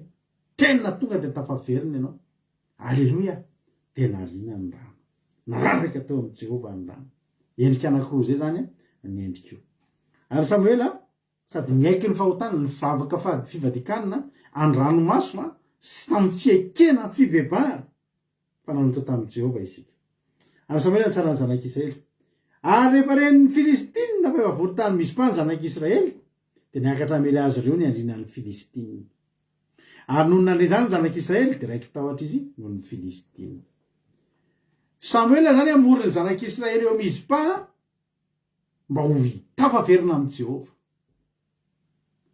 Io le toerana teo Mispa io zany halleluia de toerana manatantara. Halleluia. Toerana manatantara. Ny nitondra Samuel an'ireo teo ary nanangonan'i Jehovah an'ireo teo de niverenan'izy ireo amin'ny Jehova, ny ananganana andray ny ara-panahy. Tena maty antoka reto Filistina ndray, tena maty antoka ary diso refiny diso kajy, satria nahoana raha nafika any tokony tamin'ireo mbola nanompi Astarta sy Bala no notafiana amin'izay fotoana zay hoe resy vetivety. Alleluia, diso kajy ny ariana amin'ny Filistina, tara kely, trop tara ozy ny teny frantsay. Alleluia, satria nahoana amin'ny fotoana tsy tokony hanafiana anazy tsony izy manafika, satria nahoana efa eo amin'izy tafaray amin'ny Jehova amin'izay. I misy pangy natao ionan'ny Jehova sy ny zanak'Israely hamerenana amin'ny fifandraisana, mifamerina. Alleluia. Ao na moa mpivady rehefa avy miady de mifamerina, mifankatia rehefa avy miady de mifamerina, tsy mahambe indray. Mahambe rehefa le miady kely de miverina iny. Ka le Filistiny retinareo ao fa ao Mizpa zareo, fa tokony nantania maninonao Mizpa, nasiana pitsikilo aloha, de nantania fa maninonao vavaka amin'ny Bala, ndao fa ataotsika reo, vavaka amin'ny Astarta, inday fitaitsika reo. Tonga manaka renseignement any, inona no nataon'ireo teo? Nifamerina amin'ny Jehova. Alléluia. Attention, attention mon ami, fa ny kristiana tavaverina amin'ny Jehova izany, tavaverina amin'ny fitiavana voalohany, ny mpanompon'Andriamanitra ny ala amin'ny fahotana zany, azandrakadramana tsondry de voly. Fa potika ianao raha miditra ao Mizpa, potika ao. Alleluia. Niditra tao Mizpa. Raha fa ao Mizpa ndao ozy izy ny zanany Filistina, andao tratratsika ireo androany. De raiky tahotra ihany aloha ny zanak'Israely, satria nahoana zay re maha-olombelona atsika, zay re maha-olombelona atsika. Nga moa zay iverinareo, za zao mampahiranareo eto, fa za iny arika zany androany zany tena nitobotoboka ny foko. Nefa za mampahiranareo eto ohatrindreny hoe tena tsisy oatra tady ity fa olombelona atsika. Ny arika le androany zay tena tena nangoroa ihany tena nataony ahona tokoa ary ty zavatra ty. Fa nitsaroky le teny omaly, le teny toro-teny omaly nitsaroky tao anatin'izany fifanandrina tamin'ny Goliath zany. Za tsy nampitahanahako tamin'ny Goliath, fa nampitahiko fotsiny ny Andriamanitra Goliath sy ny Andriamanitra, tsy Jehova Andriamanitra. Tonga de courage indray aho. Andininy fa loa ny zanak'Israely amin'ity Samuel. Asa mitsahatra amin'ny tanina amin'ny Jehova Andriamanitra, tsika moa eo anay ianao mba hamonjena anay amin'ny tanàn'ny Filistina. Ilaina ny mpitondram-bavaka, ilaina ny mpanompon'Andriamanitra. Alleluia. Ivavaka ho anao. De naka zanak'ondry mbola amin'olo Samuel ka natitra azy ho fanatitra hodorana ho an'i Jehova. Inona mahatonga le zanak'ondry mbola amin'olo mararirary kokonge zany rehefa nanao hoe ondry efa lehibe, endrika sakrifisy ihany koa zany, arakaraky ny amafony ny ady zany. No nahitany Samuel aloha tsy ondry mifaha, aloha ty zanak'ondry mbola amin'olo ty zany mararirary anao kokoa marary mamono an'izany atao fanatitra hoe zanak'ondry mbola amin'olo ve de hovononao, fa ataonao zany ho any Jehova, endrika sakrifisy, endrika abeana fafoizana, endrika abeana sakrifisy zany, arakaraky ny ady zany. Tsy ny ady efa mafy de mifanatitra anao tonga de valala, na hoe le akoho efa voam-bariky reny, tena hoe ndany zavatra marary. De atao fanatitra amindao de nitaraina tamin'i Jehova ho an'ny Israely izy. De inona zavatra nitranga? Ary Jehova niaino azy. Amen. Amin'ny anaran'i Jesosy nitsovako rano anao androany. Iverina ianao. Manary ny Astarta sy ny Bala ianao. Ny anaran'ny fahotana sy ny tsy fahatanterahana rehetra ianao, sy ny tsy fahamasinana rehetra hiala tsy eo aminao. Za miteny anao androany amin'ny anaran'i Jesosy, iaino anao Jehova. Iaino anao Jehova. Amen. Andiny favolo, ary raha mbola nanatra fanatitra hodorana Samuel, dia nanatona ny Filistina hiady amin'ny Israely. Zao ny zavatra nitranga eto.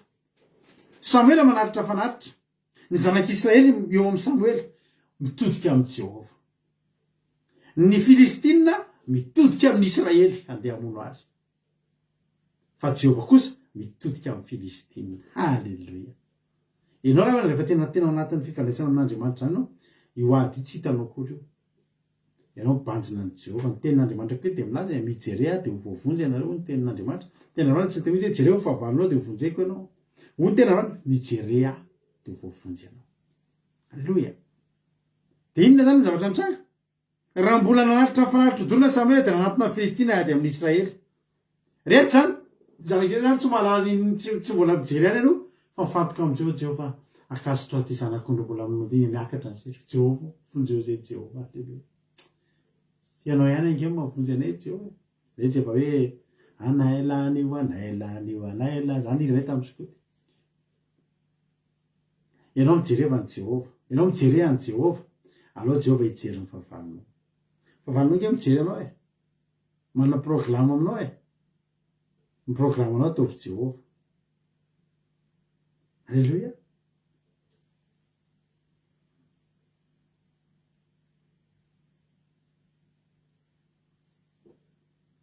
rehefa sendra ady mifantohanao amin'ny Jehova mifahavaly mifantoka aminao fa aloha Jehova hivantoka amin'ny fahavalonao zao zaranaka Samuel nanatitra ny fanatrodorana ny Filistina manatona ny Israely Jehova mampikorokorana mafy tamin'ny Filistina tamin'izany andro zany ka raha mifanaritaka azy io spécialité a Jehova mihitsy io spécialité a Jehova mihitsy io mampifanaritaka fahavalo io ianao mijery fotsiny kotrika fotsiny zay fotsiny ny ilaina teto io rano araraka ao androany io atonga kotrika alefan'Andriamanitra io rano araraka ao androany io fiaretatory ataonao io famoizanao ny zavatra zay ifikirany olona io alohanao mivavaka za mitenanao kotrika ny takalony io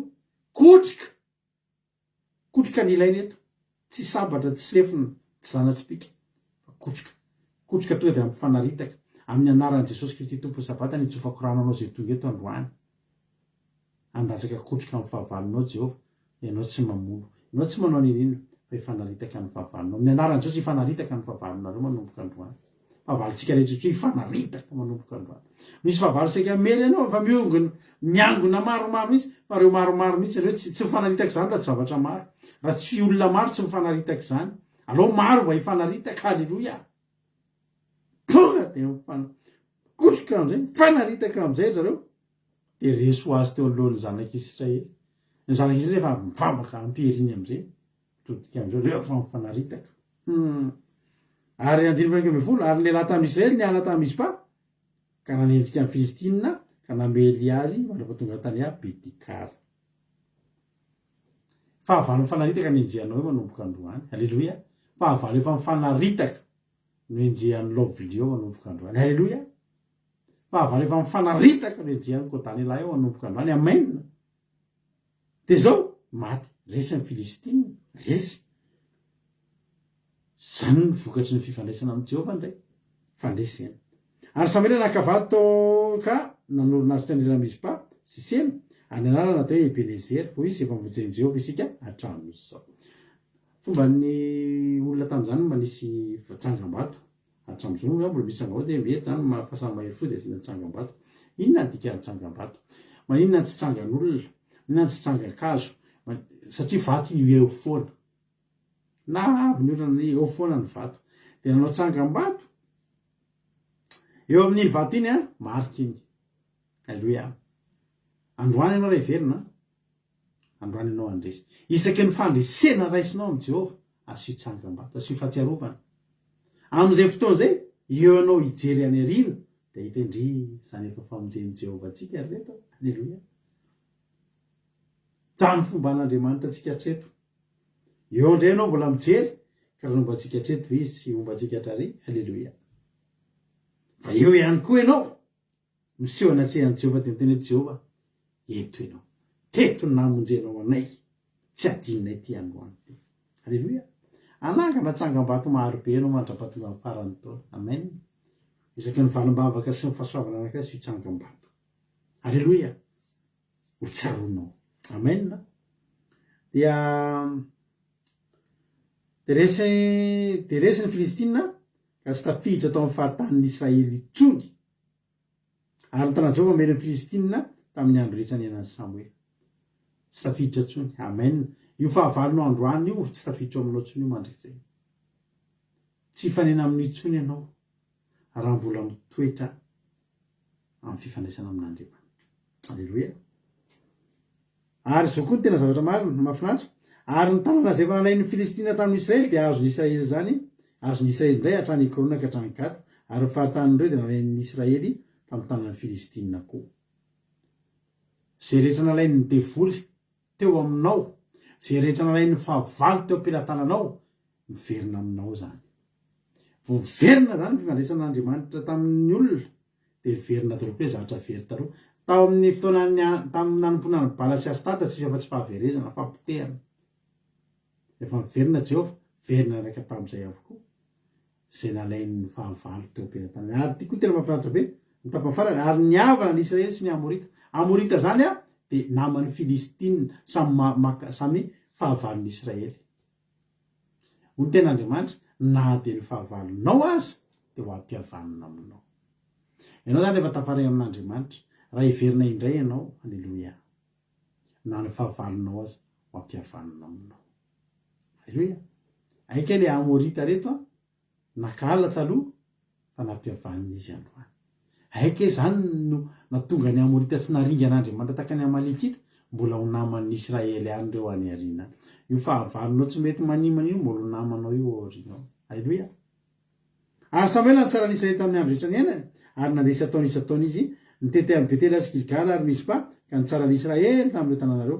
Dia miverina ho an'ny raha mandray izy fataonitra any ary nitsaran'ny Israely tao izy satria nanorina alitara ho an'ny Jehova. Halleloia. Ny dikan'izany dia zao, tsy vitatreo ny ara-panahy, tsy vita amin'ny hoe fananganana fotsiny. Zany no mahatonga hoe misy olona rehefa ohatra manokatra fiangonana dia mandeha aloha ny evanjelista mamaky lay tory amin'ny olona eo tanàna le mbola mpanompo sampy-perena, dia misy olona mivao fo dia mialo amin'iny toerana indray ny evanjelista dia tovy amin'izay ny pasteur mampiorina. Ny evanjelista mamaky lay, ny pasteur mampiorina. Alleluia.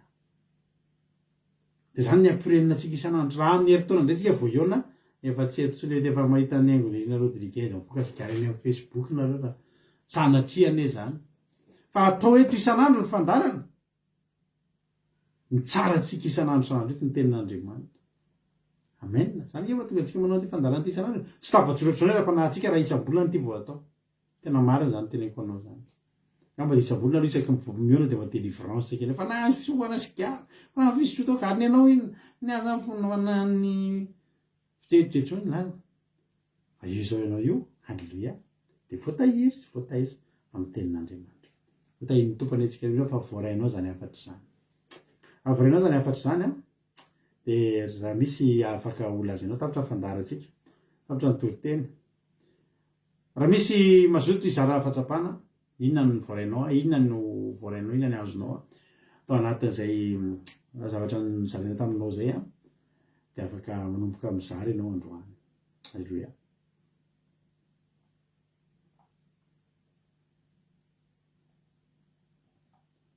Dia anjaranao indray zao no mizara. Za zao no niteny foana dia anjaranao indray zao. Alleluia. Izary no izara fahatsapana metsika fitenenana avy hatrany izany olona izany. Tahiny tompo sika rehetra, misaotra hoe lahatra ny hatramin'ny farany. Ieniry sika rehefa avy eo. Alleluia. Ndao ataontsika lira teo.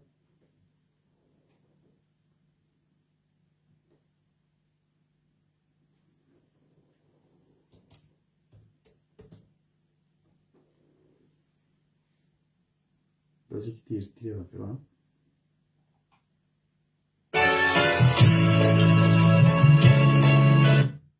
Zay ataontsika rehefa avy eo. Feno hoe tompo mitafotafo. Sa anao izy nareo? Alleluia. Ataontsika hihaino fizarana fahatsapana. Efa misy tafiditra mantsy eo fa mitady ny sariny rehefa ao ny sariny dia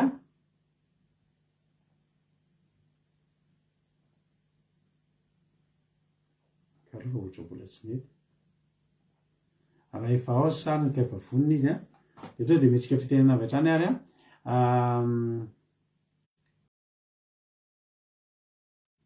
inona no azonao lazaina, inona ny azonao ambara manoloana an'izay voalaza rehetrarehetra anao ny fitenenana. Eo mankasitraka pastera na hoe fitenenana dia mankasitraka nareo mianadahy dia zoky mikajaka sy pastera fa tena mamy dia ny tena nanamarika an'andro any izany hoe ny fananganana tsangam-bato tsika rehefa afo mivavaka mandalo ady ny sisa ka mahazo fandresena dia tsara kokoa manorina tsangam-bato toy ny nataon'i Samuela. Ilay fananganana tsangam-bato ahitantsika foana hoe teto nisy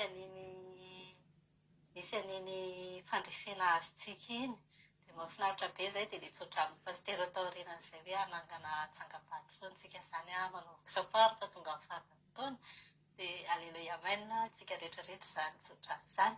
Dia faharoa nanamarika anahy hoe misy dingana be tabe mihitsy izany sarotra be ilay fiverenana amin'Andriamanitra araka ny teny maro izany fa tena hoe feno dingana be tabe izay ohatry hoe somary hafa kely nomaly indray hoe izy rehefa dinihako tsara hoe mila mandao an'ilay sampo satria angambany hoe resaka sampo no natao teto dia zoky kataka moa na nisy lian'ilay izy amin'ny resaka vola, distraction sy zavatra mahavariana rehetrarehetra amin'izao fiainantsika izao dia mamatotra avokoa ireny ary manakana antsika tsy ho eo akaikin'Andriamanitra ho lavitra an'Andriamanitra izany mila fibebahana marina dia miaraka fo torotoro sy ranomaso. Io izany tena ohatry ny nanamarika anahy koa ilay hoe endriky ny ranomaso ilay rano be tabe natsakaina sy ny sisa dia iny aseho eo alohan'ny Jehova izany mba ho fibebahana. Dia ny farany rehefa maverina amin'Andriamanitra ny olona anankiray dia mamely ohatran'ny karazana hoe voaverina fotsiny izany tsika voataverina fotsiny tsika dia tsy afaka mamely antsika amin'ny fahavalontsika, tsy afaka manafika antsika amin'ny fahavalontsika. Tsika mifantoka amin'ny Jehova fa Jehova miady antsika any ambadibadika any dia tokony tsika nahazotra faharoa hoe Jehova manaritaka ny fahavalontsika rehetrarehetra any ambadika any eo aingany ho tanteraka antsika rehetrarehetra koa izany dia tahiny tompo daholo mankasitraka anareo miala-davitra any. Aleloia, mankasitraka indrindra anao ranabavy Marina Tiana tao anatin'izay fizarana fahatsapana mamy be izay. Raha mbola misy ary hizara fahatsapana manaraka dia omentsika azy avy hatrany ny fitenenana izy indray ary manaraka ao ambadimbadika ao.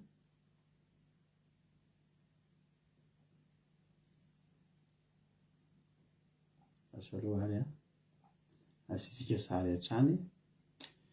Ary raha ohatra indray ary efa vonimboninao zokerika dia andao mihinanao fitenenana. Inona indray ary ny azonao ambara androany anao fitenenana. Tainy Jesosy tsika rehetra, tainy Jesosy pastera dia mankasitraka pastera na ny fitenenana dia mankasitraka anareo mianadahy tamin'ny toro-tenandroany fa tena hoe mamy be ary tena mampahery be sady nandraisana lesona be mihitsy ny toro-tenandroany. Na zavatra voaraiko sy voakasika be anahy koa dia resaka ilay hoe fiverenana amin'Andriamanitra.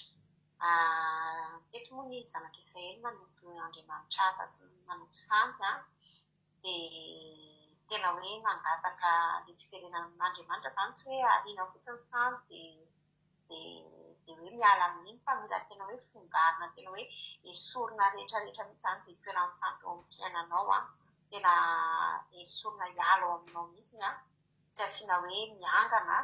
Nanao fanoharana kely moa pastera teo hoe misy olona midelivrena dia misy mpanompon'Andriamanitra rehefa avy mideliveran'olona dia nanao fratsy be dia nefa n'ilay olokay mbola tsy nanary ny sampy fa delivre fotsiny izy. Dia tsika izany ohatr'izay mila tena hoe arintsika tanteraka ny sampy satria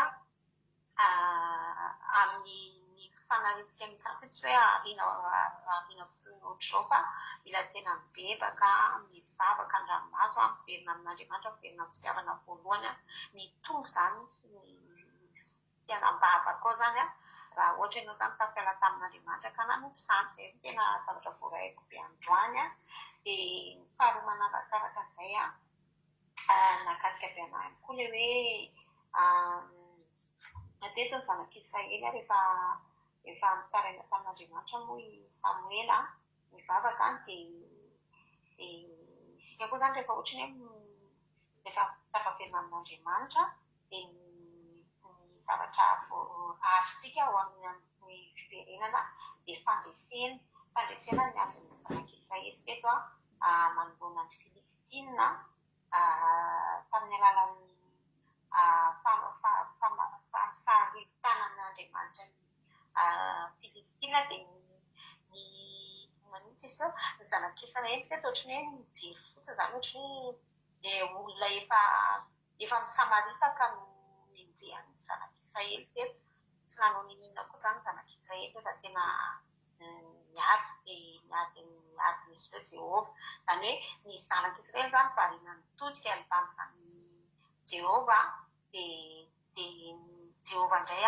ny namely sy mijery ny fahavaliny izany hoe tsika izany tsy tokony hoe atahotra intsony fa mila mivavaka izany tsika eo anoloan'ny adintsika ny Andriamanitra manao ny zavatra rehetra Andriamanitra ny mamaly amin'iny dia mampisamaritaka ny fahavalo eo ambonitsika izay no tokony andafahantsika foana ary mila mivavaka foana tsika dia nakasika kely anatao fahavelo dia hoe teto rehefa nanao fanatitra ny Samuela dia zanak'ondry Nono no natao fanatitra izany hoe ilay zavatra tena marary marary izany no atao fanatitra satria tena hoe sakrifisy ngeza be dia fahafoizana dia mila mifahafono daholo izany ny zavatra rehetra izay tokony ho an'Andriamanitra dia ohatra moa pasitera ohatra hoe izao tsika mivavaka izao zao tena mahafoy tsika ny sakrifisy dia tokony izay zany ataontsika dia antsika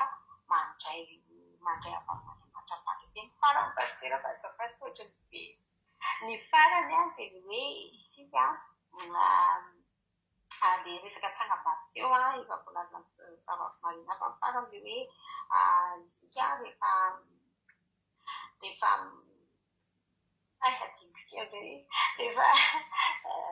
sainga mapasitera tadidika zavatra saika ho teneny koa dia mila manangana tangam-bato zany tsika ho fahatsiarovana fandresika rehetra lohalohany fahavalitsika dia mankasitraka indrindra.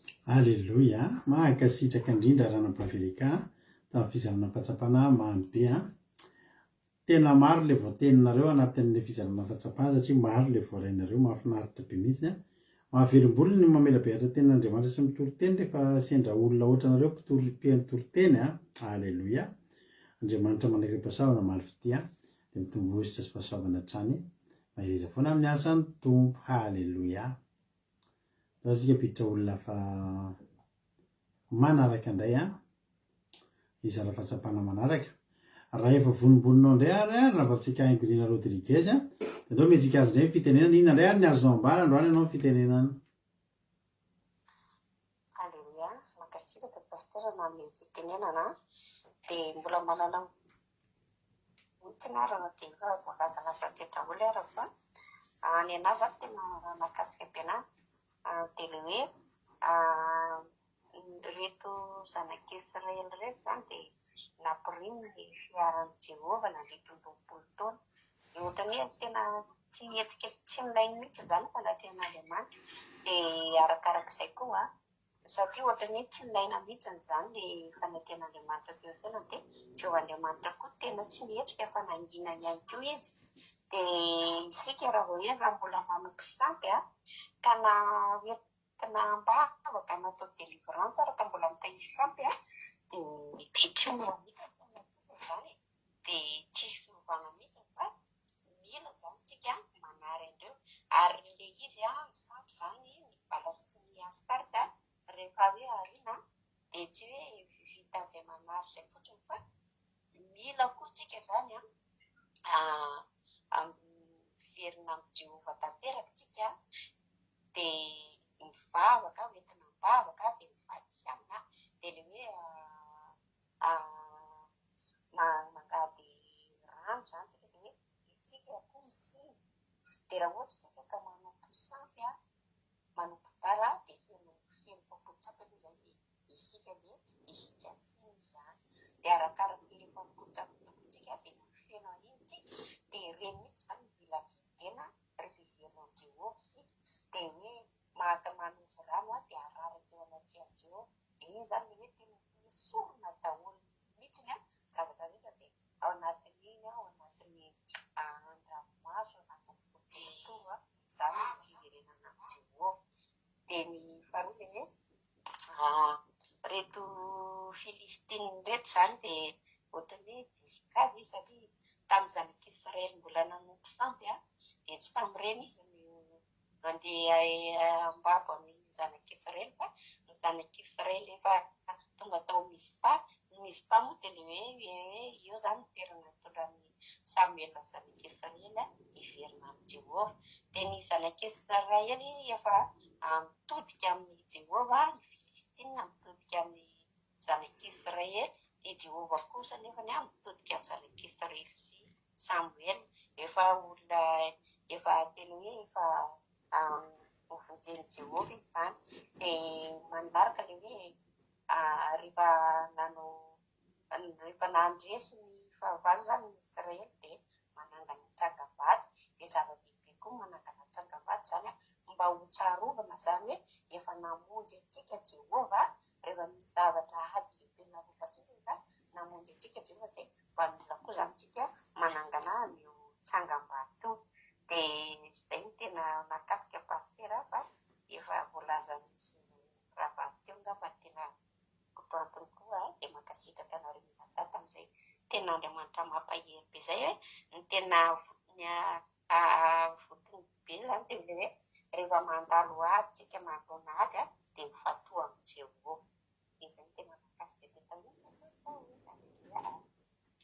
Alleluia, mankasitraka indrinanao rahavavy Angidina Rodriguez arahanta izay fizarana fahatsapana mamy be izay. Andriamanitra manaka-pahasalana any maro fitianao dia mitombohitra sy fahasoavana hatrany dia mahereza foana amin'ny asan'ny tompo. Alleluia. Tsika mbola piditra olona hafa manaraka indray fizarana fahatsapana manaraka.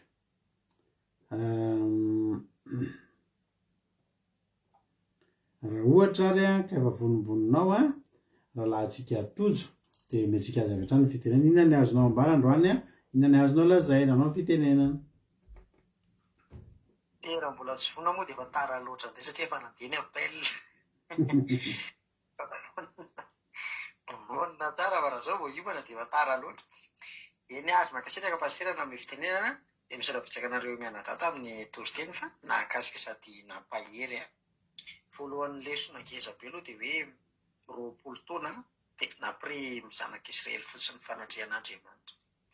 Tena hoe tsy vitako aloha raha za zany 20 taona dia tena tsisy fananten'Andriamanitra, tsisy feon'Andriamanitra, tsisy révélation, tsisy ninina tsondry. Fa tena hoe nahavita ny zanak'Israely 20 taona be zao tsisy fananten'Andriamanitra. Dia nahalasa saina ilay fanontaniana teny pastera hoe firy taona ianao izay tsy niteny taminao intsony Andriamanitra. Dia tena alao miteny foana isan'andro Andriamanitra fa tonga dia efa tsy miteny ray dia efa aleo mandeha tena hoe inona tsy mety. Dia ilay faharoa koa nakasika anay ilay hoe tsapa ny zanak'Israely any izay rehefa tao anatin'ny 20 taona hoe tena nalahelo an'i Jehovah amin'izay satria tsapany nahatsiaro zareo banga lavitra an'Andriamanitra satria nanompo sampy. Dia ilay ozy pastera hoe rehefa manompo sampy ianao ohatranao sampy dia tsy tonga mihitsy Jehovah. Vita ny fotoana izany nalahelo fotsiny mita mivavaka ihany koa fa tsisy Andriamanitra mihitsy satria Andriamanitra mbola fanompo-tsampy ny ataonao aloha dia eo ianao fa tsy mety hiditra ao mihitsy Andriamanitra. Fa rehefa nisorony amin'izay ny sampy dia tonga amin'izay izy dia nitady an'Andriamanitra tamin'ny ranomaso tamin'ny fotorotoro dia tonga tokoa Jehovah. Dia efa nisorona ny sy ambala rehetra sy any Astarta rehetra sy zavatra fanompo-tsampy rehetra dia tonga Jehovah. Alleluia. Dia teto amin'izay diso kaja ny fahavalo olona efa tafaverina tamin'Andriamanitra dia ho atakedy dia resy. Alleluia. Dia tetiko ilay hoe rehefa nantona an'Andriamanitra koa dia mila sakrifisy satria teto izao Samuel dia ilay zanak'ondro ambony mihitsy ny nataony, izany hoe zatra ilay mararary azy dia inginy mihitsy ny nataony satria endrika fahafoizana na foy ho an'i Jehovah izy. Dia nahakasika ilay hoe izy pastera io fery tatoronao io sakrifisy an'Andriamanitra io. Dia tena marina izany tena ndraindray tokoa ny raha tena misy rehefa te atoro be mihitsy. Te atoro za mbola famotirana rehefa vita atoro tena fa te atoro ianao mbola famotirana mandray noty tsy ny sisa fa nefa nakasika an'ala izy ohatra ny hoe lasa ny saiko edry reny zany ny sakrifisy reny ny sakrifisy reny ny zanak'ondry kely minondro omena an'Andriamanitra dia omena mpifaliana aleloia. Izay no nakasika anahy dia tainy Jesosy talitsika rehetra. Aleloia be a mamy be daholo misaotra anareo rehetrarehetra misaotra anareo rehetrarehetra ny zara-pahatsapana fa mamy be daholo a ny fizarana fahatsapana dia Jesosy any a amary fiteanareo a tamin'ireny zanak'ondry minono izay atolo tareo reny ryavana malala ko dia tahin'ny tompo ary isika rehetrarehetra misaotra anareo tamin'ny fanatrehana andao anao hira anankiray tsika dia hivavaka isika rehefa ohatry ny antety hivavaka ho an'ny firenena ihany koa dia tahin'ny tompo daholo menofinazy.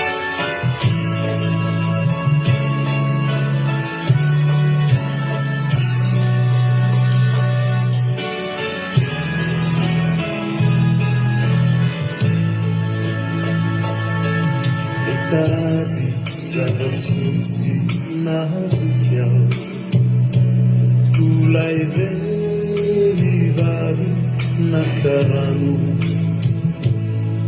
kianefa nomeny Jesosy tokiao azony madio mangano ano feno itompo itafotafo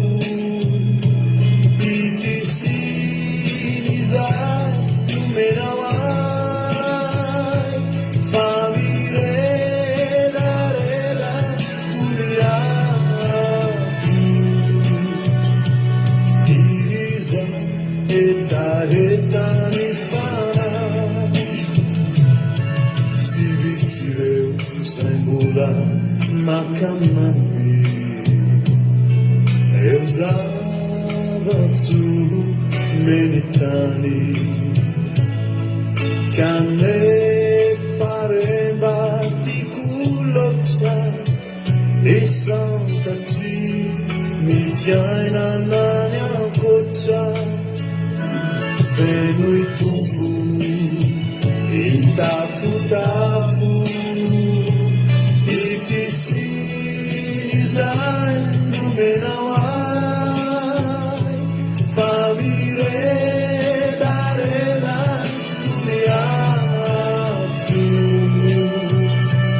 irizan eta nifana rinamaku sembola mitati siadana nati uduri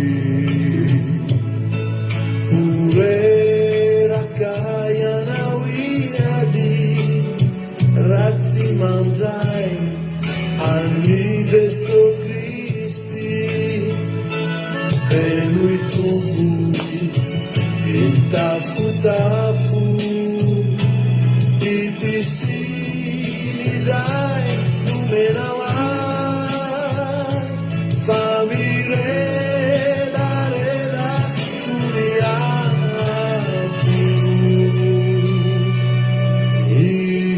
izai eta nifana.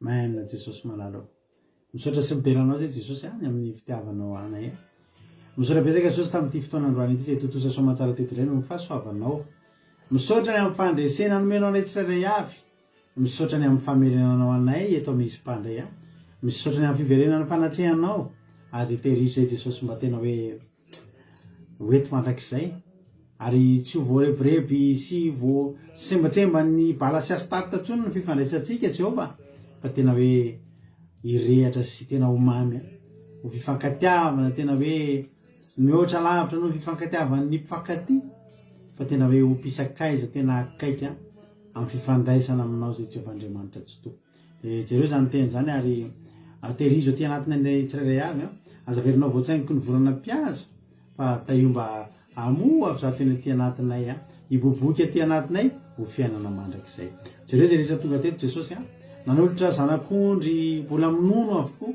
ao ny mafoy toromaso tefa anatin'ny asa mafy mbola ifomaraina rahampitso fa nafoy fotoana mba hianona ny feoanao mba hananana fotoana hifandraisana aminao dia anao ny amaly fitiny tsirairay avy ijery akaiky izay mety marary sy mety tsy ampy amin'ny fiainanay ka misy tonga eto izy androany ka manan-javatra zay irin'ny fony de ianao atateraka mihoatra lavitra anao zay maneritreretiny misaotra indrindra Jesosy malalo halleloia amen isika fitenena raha mbapisika Sylvie am'izao fotoana zao ivavaka ho an'ny firenena Sylvie anao ny fitenena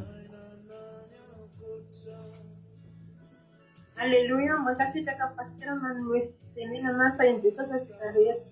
Mbola hiara-vavaka resika marina ny fotoana sy vavaka ho an'ny firenentsika. Tompon'Andriamanitra reneziny an-danitra tsara andehnao mbola faly misaotanao zay satria mbola mindrisiavanao Jesosy fisaka aman-tsara ty fanarana tamin'ny alina. Misaotranao Jesosy tamin'ny fanatianao rahatenao Jesosy mahalalo tsotototsa zao fandaharana atianay tamin'ny alina ty Jesosy. Misaotra tamin'ny tena mitondranao ny fanomponao Jesosy malalo indesy zay Jesosy malalo.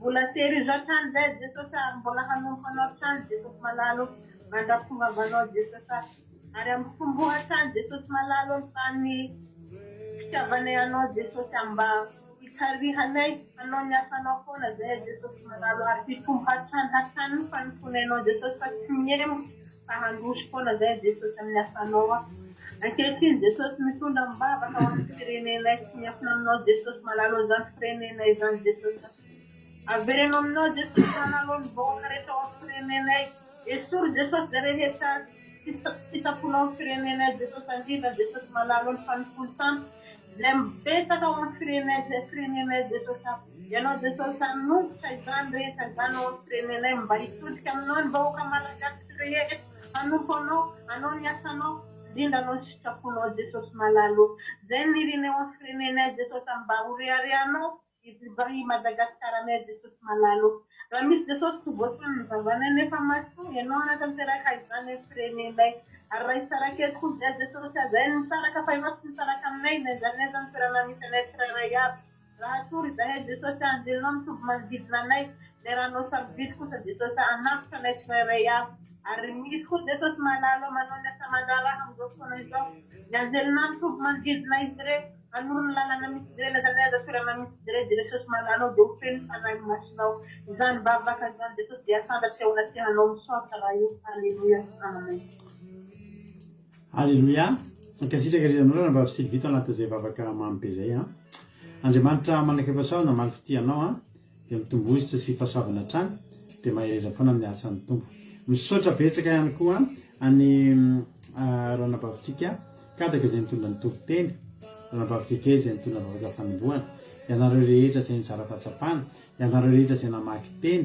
ianareo rehetra zay nanao traduction tamin'ny teny gasy tamin'ny teny frantsay ny commentaire rehetra ianareo zay naray anjara tamin'ny commentaire ianareo tonga rehetra ty de sorina anareo avokoa zany Andriamanitra manaiky fahasoavana maly fitianareo de mitomboizitra sy fahasoavana trany de mahereza foana amin'ny asan'ny tompo raha mbola sy tonga amin'ny raolandra Jesosy ka tainy tompo velana somatsara tsika de eo anetindray tsika raha pitso amin'ny ora tahaka izao de manapatonga an'izany afaka men'ny onjam-peo akiradio misy totenjaky ny adiny telo mandeha andro manala ny akiradio misy totenjaky ny adiny telo amin'ny ray amin'ny efatra ny fito amin'ny folo maraina amin'ny ray amin'ny efatra ny fito amin'ny folo ralina sa mety ahiny tompo daholo de mampamangy bonne daholo Itafutafu itisini zai numenawa